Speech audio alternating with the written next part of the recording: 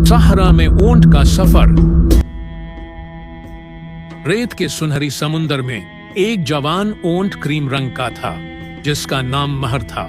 वह अपने काफिले से अलग हो गया था और अब अकेला सहरा में घूम रहा था। उसकी आंखें दूर उफुक पर जमी हुई थीं। उम्मीद थी कि शायद कोई आशना निशान नजर आ जाए। महर के दिल में खौफ था, लेकिन साथ ही एक अजीब सी जुस्तजो भी थी।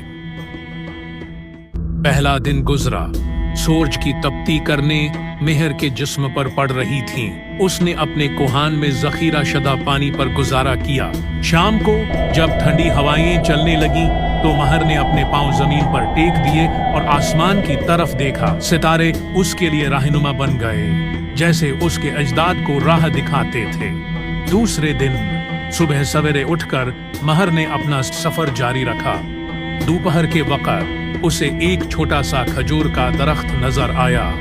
वो खुशी से उसकी तरफ भागा, लेकिन जब करीब पहुंचा तो मालूम हुआ कि ये महज एक शराब है। मायूसी के बावजूद महर ने हिम्मत न हारी। उसने याद किया कि उसके दादा उसे कहा करते थे, सहरा हमेशा अपने मुसाफिरों को आजमाता है। तीसरे दिन एक जबरदस्त रीत का तूफान आया। आसमान तारिक हो गया और हवा की आवाज एक खौफनाक गर्ज की तरह थी। महर ने अपनी लंबी पलकें बंद कर ली और अपने पांव जमीन पर मजबूती से जमा दिए।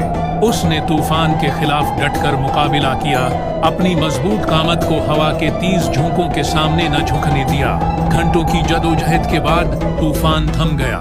महर ने अपने आप को रीत से झाड़ा और आगे बढ़ा, अब पहले से ज्यादा मजबूत और आज़म के साथ। चौथे दिन महर को दौर से पानी की आवाज सुनाई दी। उसकी प्यास अब शदीद हो चुकी थी। उसने अपने कदम तेज किए और एक छोटे से तालाब तक पहुंच गया। पानी का ये छोटा सा दखीरा उसके लिए जन्नत का एक टुकड़ा था। वहां उसे कुछ दूसरे जानवर भी मिले, एक चीता, कुछ गजाल और एक अकाब। पहले तो सब ने एक दूसरे को शक से देखा, लेकिन फिर समझ गए कि सहरा में जिंदा रहने के लिए उन्हें एक दूसरे की मदद की जरूरत है। उन्होंने मिलकर पानी पिया और आराम किया। रात को महर ने अपने नए दोस्तों को अपने कबीले की कहानियां सुनाई, जबकि उकाब ने अपने पर्वों से हवा करके सबको ठंडक पहुंचाई। पांचवें दिन सफर शुरू किया। उकाब ने ऊपर से रास्ता देखा, चीता ने जमीन पर निशानात की तलाश की और गजाल ने अपनी तेज रफ्तार से आगे बढ़कर खोज लगाई। इस दिन उन्हें एक पुराने खंडर का सामना करना पड़ा, जहां कदीम ताजिरों के काफिले ठहरा करते थे। महर ने वहां से कुछ पुराने सिक्के और एक दूरबीन बरामद की, जो बाद में उनके काम आई। छठे दिन उन्हें एक गहरी खाई का सामना करना पड़ा। ये रास्ता बहुत खतरनाक था, लेकिन वो जानते थे कि इसके पार जाना जरूरी है। महर ने अपनी लंबी गर्दन और मजबूत पांव का इस्तेमाल करके एक पुल की तरह काम किया, जिस पर से बाकी जानवर गुजर सके। उसकी यह बहादुरी देखकर सब हैरान रह गए। आखिरकार सातवें दिन उकाब ने दूर से एक आबादी देखी। महर के दल में खुशी की एक लहर दौड़ गई। उसने अपने दोस्तों को खुदा हाफिज कहा।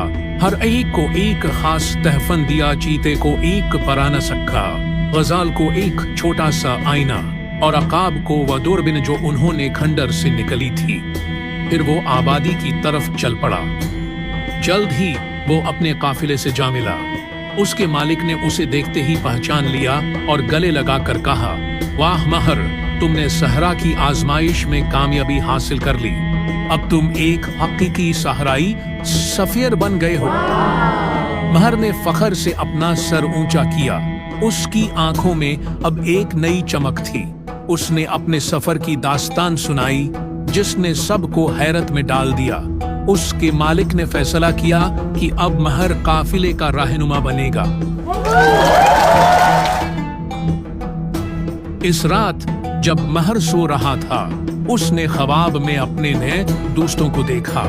वह जानता था कि उसका यह सफर सिर्फ एक आगाज था और आगे बहुत से और माजरे उसका इंतजार कर रहे थे।